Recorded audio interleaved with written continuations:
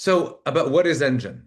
Obviously, you've heard a little bit about us. We are an educational technology program and solution that is incredibly focused on the learner. What does the learner need? What is their proficiency level? What is their career goals? Um, what areas are they strong, or do they need to develop? And this issue that we are trying to solve is that 1 in 10 workers are multilingual. And yet, Migration Policy Institute estimates that we're only reaching a small fraction. And I know this is a strategy that World Ed really supports. Is it an all-in approach is needed? We need employers, adult educators, workforce development, community colleges, state governments, chambers of commerce working on this issue to optimize the workforce. Um, there are models to build upon where Engine really fits in well, and that's supporting IET, those integrated education and training programs, working with internationally trained professionals, flexible models for workplace literacy and pre-apprenticeship.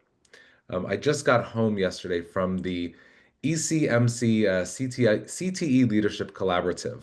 I finished up my fellowship. It was sponsored by JFF. It was the Talent of Tomorrow Fellowship, and I'm very proud to be driving CTE outcomes and supporting all learners with having access to CTE. This image helps to illustrate what Engine is. We want to be a bridge between general English language learning and workforce development programs. We want people to have access to apprenticeships and training programs at work. Many employers offer robust incumbent worker training.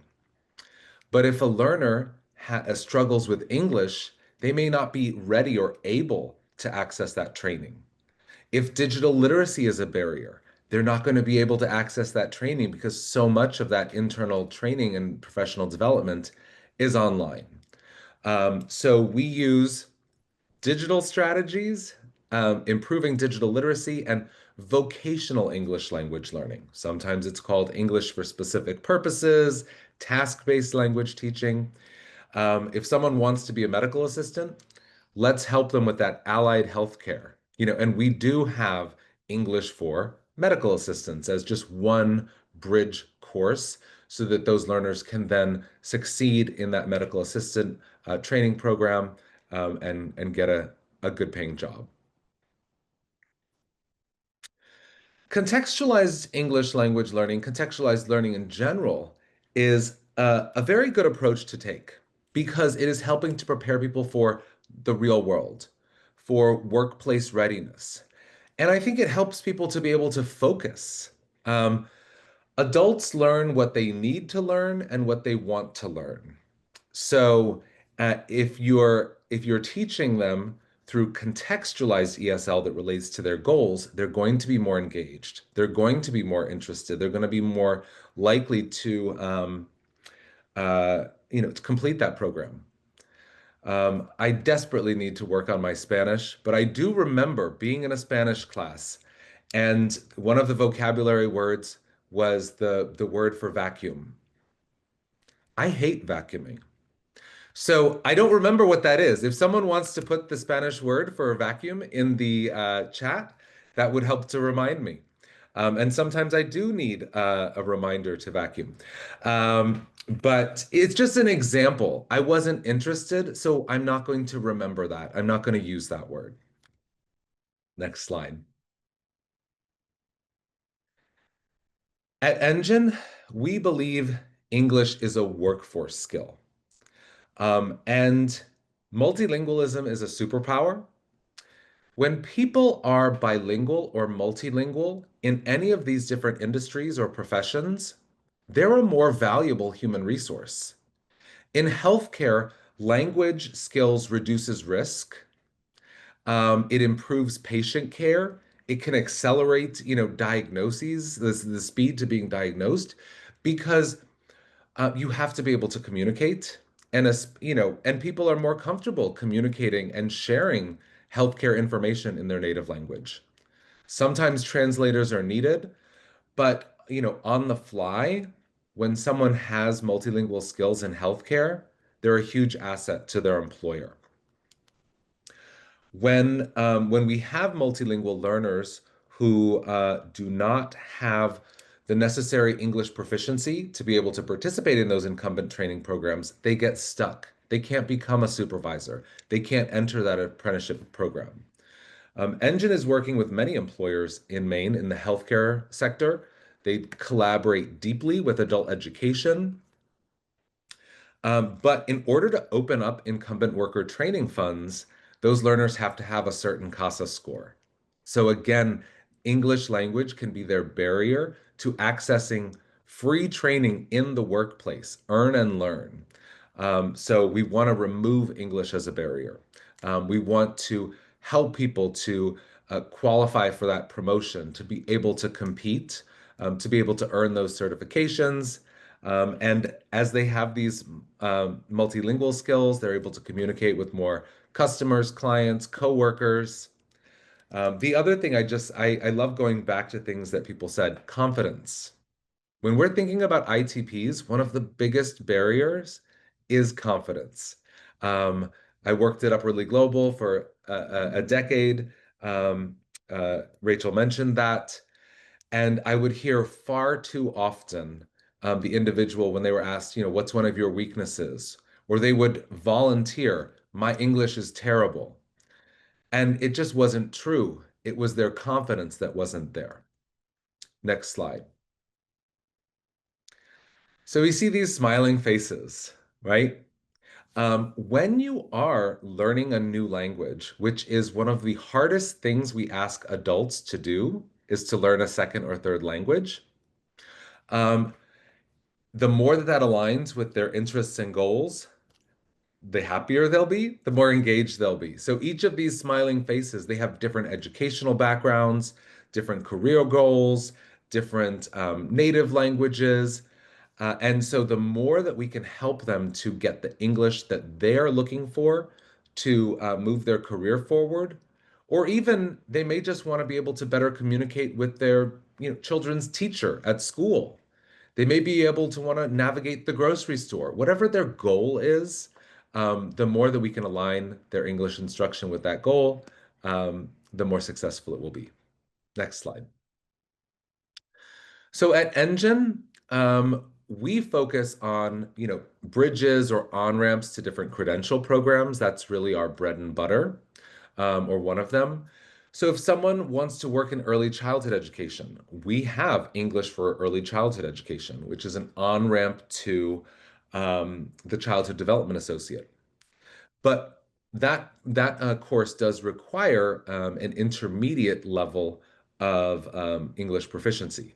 So if someone isn't at that level, but that's still their goal, their long-term goal, we have beginner level courses related to childcare so that people can step up. But still, we don't want to say you can't be learning career-focused English until you're at this level. Let's try to meet them where they're at. And at Engine, whenever we create a new career pathway course, we'll also develop beginner level content so that people can step up. Next slide. Um, and this is relevant to building a workplace English program, but really any English language learning program.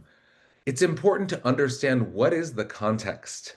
Why are these individuals wanting to learn English? What do they need to do? What do they want to do? Especially in workplace English, think about the job tasks. Think about the job requisition, the job posting for that internal goal that they're looking for. I was talking in a specific profession about how, writing incident reports was so important. So again, if what they're working on directly relates to career pathways, and I do encourage adult education programs to know what are the trainings that are being promoted through workforce? What are the funded trainings? Because career exploration and just helping people to understand how they can access some of those sponsored trainings removes that barrier. Because workforce training programs can be incredibly expensive. So we want to make sure that people understand what are the options that are available to them if finances are a barrier. Next slide. Um, we don't want you to use technology just for the sake of using technology. I did not use a blender to stir my coffee this morning. You know, a spoon, even a little stir will work. Um, so use technology to reach more learners, to remove barriers and to add flexibility, to individualize that instruction so that people aren't learning the word for vacuum unless their goal is to work in housekeeping, or to better manage their own household. The other thing that technology provides us with, and this goes back to one of the themes from World Ed, is data. So if a class of learners are using technology, you are going to have better awareness as to individual strengths and weaknesses, areas that they may need individual development. Technology can also help people to move more quickly through competency-based models, especially with internationally trained professionals who may have, bachelor's, master's, PhDs, or professional degrees. Um, they certainly don't need to start with a GED, right? They should be working on the English at their speed, so that they can most rapidly achieve their goals. This is something that, if you're familiar with EdTech strategy sessions, you know that digital skills are so important. Um, it's I remember when I kind of got into this space, the English language learning space, specifically in 2019, and I had a TESOL. It was at a TESOL conference, and I heard someone say, "Well, my learners, they can't use technology, they can't use email." But if you can't use technology and you can't use email, just as one example, how are you going to be banked? How are you going to apply to jobs? Because job applications are typically online. Um, Even if there is an in-person interview, you're probably going to have a Zoom screen first, right? A screening interview. So digital skills are critical to 93% of jobs, and that number is only going to go up. So we believe that it is important to use different technologies in educational programs so that people become fluent. They're used to using different platforms. I know in my everyday life, I have to use probably, 6 or 7 platforms at work and then other platforms outside of work. So digital fluency and resilience is so important. Next slide. These are just some building blocks or some critical elements for any multilingual program to be successful, whether it's in a workplace, whether it's an IET. You need someone who cares. You need content that aligns with their goals. And adults want to know what are the steps. And this may not be a straight line, but help them to understand what is their path or what are the multiple paths that they can take. When I was directly working with internationally trained professionals on a day-to-day basis, um, I would always help them to understand that there are short-term goals along the way, that as they achieve those, they're going to see their dream coming back. One of the most challenging things about working with internationally trained professionals is often the job search, the culture, their local community is very different from what they were used to in their home country. So some of the strategies that they may be employing are not going to be successful in the US. We go back to there was a discussion um, about interviews and resumes. In some cultures, it's inappropriate to have eye contact in an interview. It's disrespectful. But if I were in an interview and I'm looking down and I'm not having any connection with that interviewer, I'm not getting the job. So you have to maintain eye contact. You have to be confident, and you have to be able to explain your skills and experience and how they relate to this goal.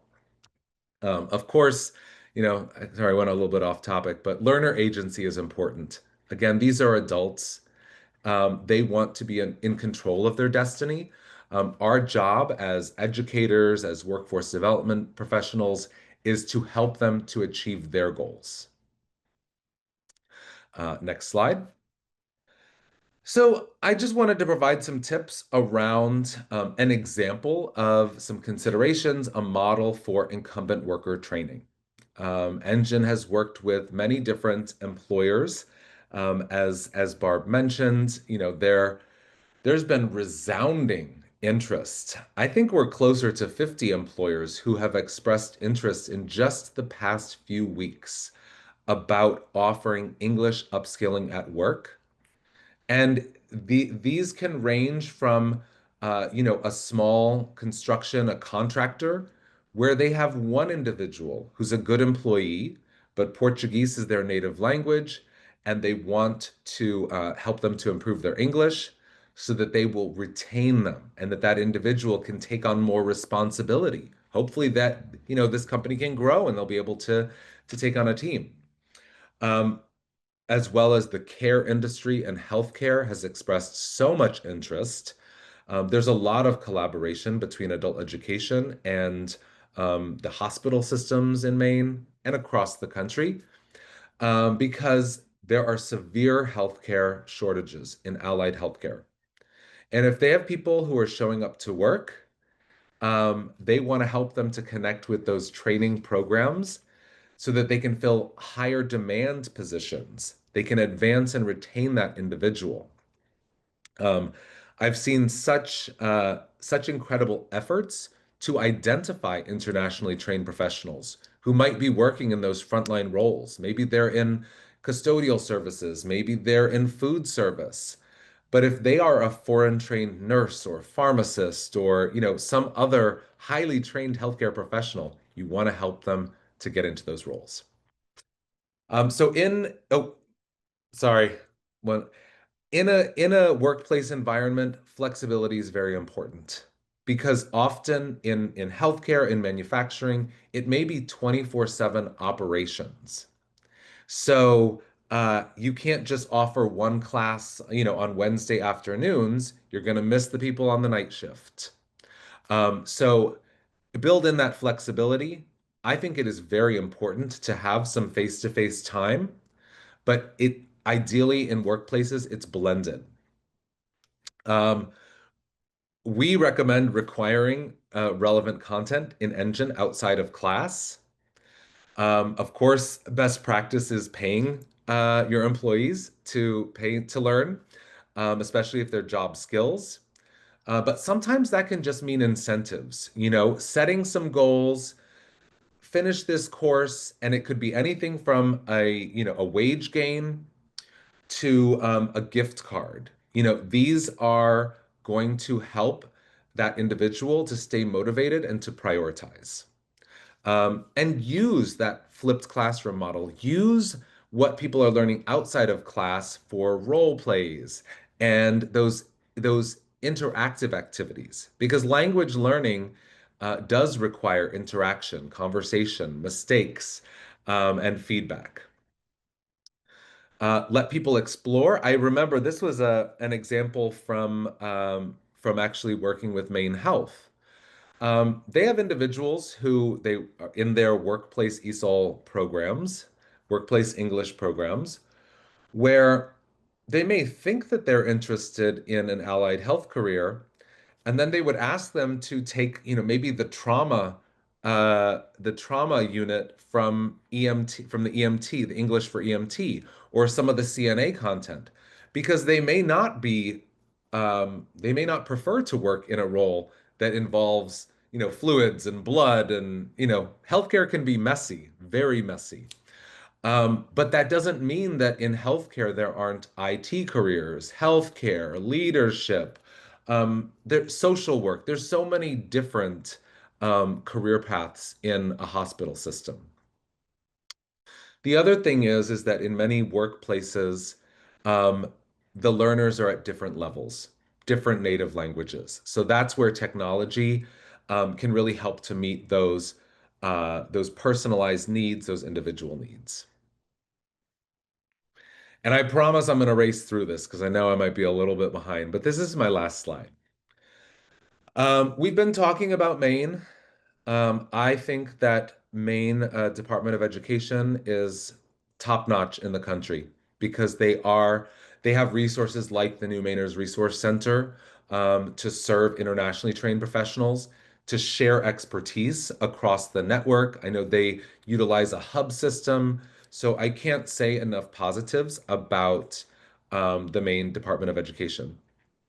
But I also know that the Department of Labor, the Office of Apprenticeship, they're working together. So it's that very integrated and, connecting these dots, connecting these resources.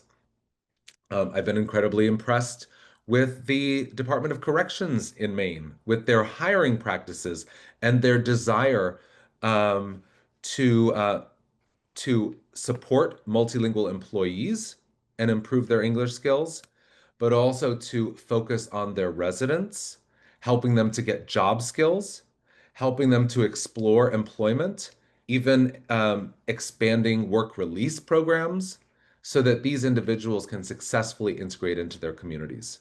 So, Maine is doing amazing work. But Engine also has projects in North Dakota. I had the pleasure of visiting North Dakota for the first time this summer. They established a global talent office this year. They are helping multilingual learners to explore careers in healthcare, in CDL, in the energy sector, because the I believe the third lowest metro area for unemployment is Portland, Maine, and the fourth is Bismarck, North Dakota. They were zero point 0.1 off. Michigan, one of my favorite states. I consider myself an honorary Michigander. Um, they have a long-standing Office of Global Michigan, their Office of New Americans. They are doing amazing work in workplace literacy, supporting internationally trained professionals, expanding IETs. They had funding for innovations in adult education. Massachusetts we've been working through the DOE to establish those pre-IET pathways, working with some of the mass hires um, to, to activate wait lists and get people ready for their career training. So, love what's going on in Massachusetts. Workplace English is a huge priority, and the state has actually put in a lot of new funding to expand this area. And so, Maine and Massachusetts are really um, they're not talking the talk, they're walking the walk in terms of workplace English. And in Colorado, we've been partnered with the Department of Labor and Employment for several years now. They established um, the virtual career ESL program that was incredibly open and was bringing in community-based organizations, adult education providers, community colleges, workforce centers, employers, because Colorado also has incredibly low unemployment. They've had an expanded Spanish-speaking population, really quite drastically. And so they want to make sure that they are making that connection between their workforce and their workforce needs. Making sure that people have the English skills, the workforce skills. The community college system has amazing opportunities in healthcare and skilled trades to get that training fully paid for. So there's a lot of good stuff going on throughout the country. Um, I I want to just close. Of course, we're going to have time for questions. I want to close. I will put my email in the chat. I want to talk with anyone who's on today's call about these topics. I also want to share some of the upcoming courses that Engine is working on because we never stop building new courses. We recently added English for Retail Management, a behavioral health course focused on addiction and recovery. We're developing some content in combination with our partner NCCER for foremen for the construction industry. In partnership with Maine, we're working on some next generation energy content, like English for weatherization. That's already in the catalog, but energy auditors, solar installers. Um, Also on our roadmap, we're working on English for corrections officers. We're working on English for custodians and building services. I know, Barb, we were talking about Biddeford Public Schools that has hired an incredible amount of multilingual learners into their building services team, and they want to help them to improve their English.